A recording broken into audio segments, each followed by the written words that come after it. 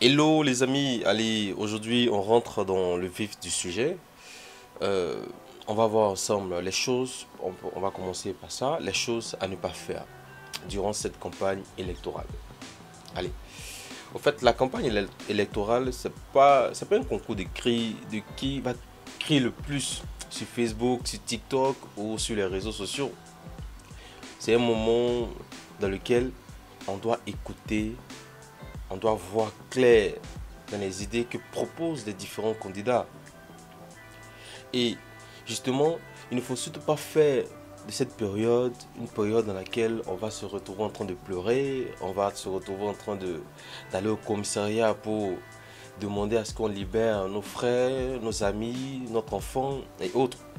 Donc il faut savoir faire les choses dans ces moments-là. Il ne faut pas se laisser aller et puis après regretter. Donc, sans plus tarder, on reprend, on va approfondir ces différentes idées et j'espère que on sortira de travers cette vidéo avec plusieurs connaissances, c'est déjà bon. Première chose, déjà, c'est la violence, sous toutes ses formes, physiques ou verbales. C'est-à-dire, en Côte d'Ivoire, on a déjà vraiment trop souffert de divisions à cause de politique. Ça, c'est pas aujourd'hui, on va pas relayer un peu tout ce qui s'est passé dans le passé. Mais comme quelqu'un qui a dit, ceux qui sont nés à partir de 1990 jusqu'en 2020, franchement, politique là, nous on a vu un peu dedans. Voilà, surtout en 2010 là, on a vu dedans. Donc, quand tu traverses ce genre de choses là, tu as une manière de voir les choses qui est un peu différente. Parce que oui, aimer son candidat c'est bien, mais finir au poste de police, ou mais finir blessé, ou finir avec un parent à l'hôpital, non, c'est pas bien. Donc, même si ton candidat, il est le messie de la nation, ça ne justifie pas de casser, d'insulter ou même de provoquer. Voilà. On peut débattre, on peut ne pas être d'accord, mais on reste dans le respect. Et puis sois honnête, si tu te bats pour un candidat et que lui le soir, il dîne chez lui tranquillement, voilà, à Sofitel ou il est à Paris, en France, quelque part là-bas, c'est compliqué, c'est compliqué. Donc première chose, c'est la violence. Sur toutes ses formes. Il ne faut pas être violent, que ce soit physique, que ce soit verbal. Il ne faut pas aller dans ce sens-là. Il faut rester respectueux. Le deuxième élément qu'on peut aborder durant cette campagne, et surtout là que tu as dit, c'est l'achat de conscience. C'est interdit. On ne peut pas te donner 5000 francs et puis te dire qu'il faut mettre le nom de quelqu'un. C'est-à-dire quand tu vas rentrer dans, dans les box là pour aller voter, on va te demander de mettre le nom de quelqu'un. Ça,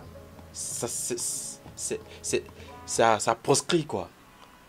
La démocratie là, c'est pas le marché, c'est pas le marché d'Adjamé où tu vas, tu achètes une voix, pardon, et puis voilà, non, c'est pas ça. Donc, le deuxième acte, c'est l'achat de conscience. Le deuxième acte à éviter, c'est l'achat de conscience.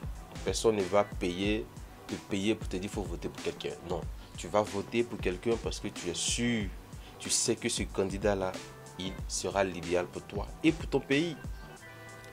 Donc, c'est vraiment ça qu'il faut comprendre quand tu vas voter. Ça, c'est le deuxième point. Allez, le troisième point, c'est les fausses informations et le partage d'informations qui n'est pas vraies. Le procureur, par exemple, avait annoncé, il avait fait une interview même avec les blogueurs et les personnes qui sont dans le média, les influenceurs, pour expliquer que si on recherche quelqu'un, tu partages les informations de cette personne, automatiquement tu es complice et tu peux te faire arrêter.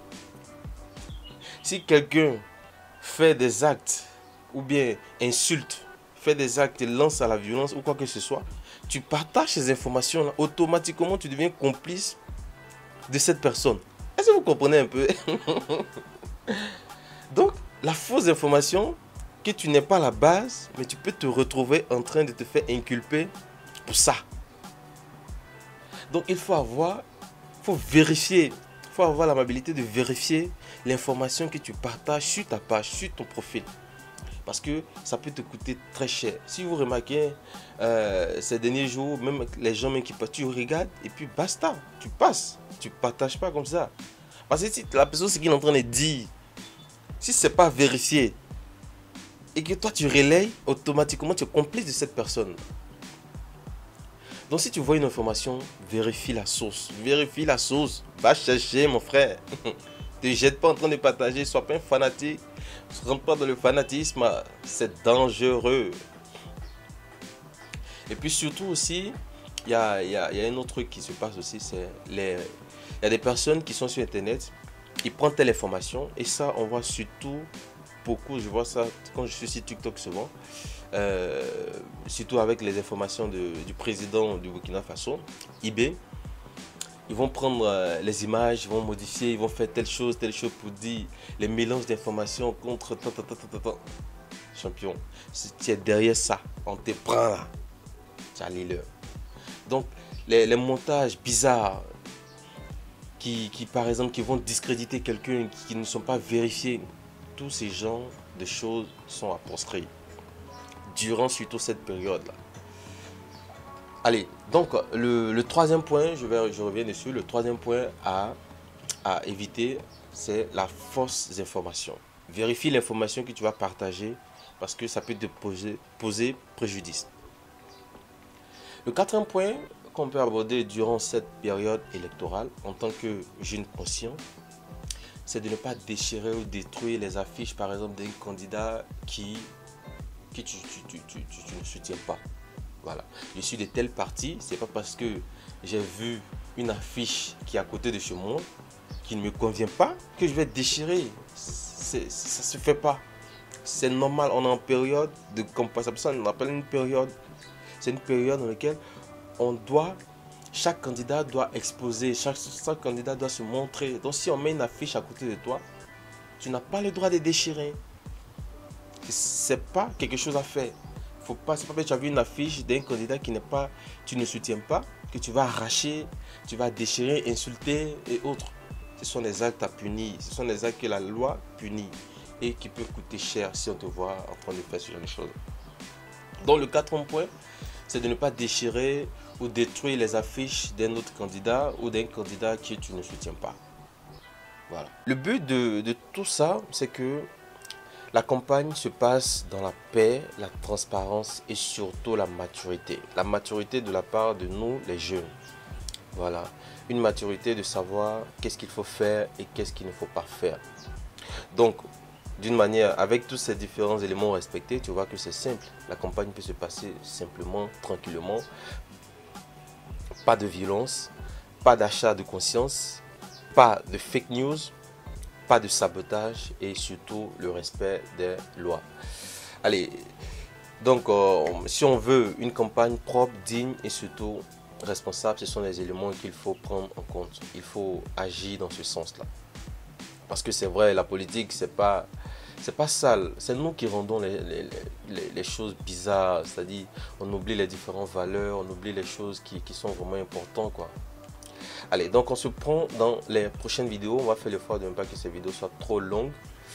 Donc, si tu as aimé, n'hésite pas à partager, abonne-toi et on se prend dans les prochaines vidéos. Sur ce, bye bye.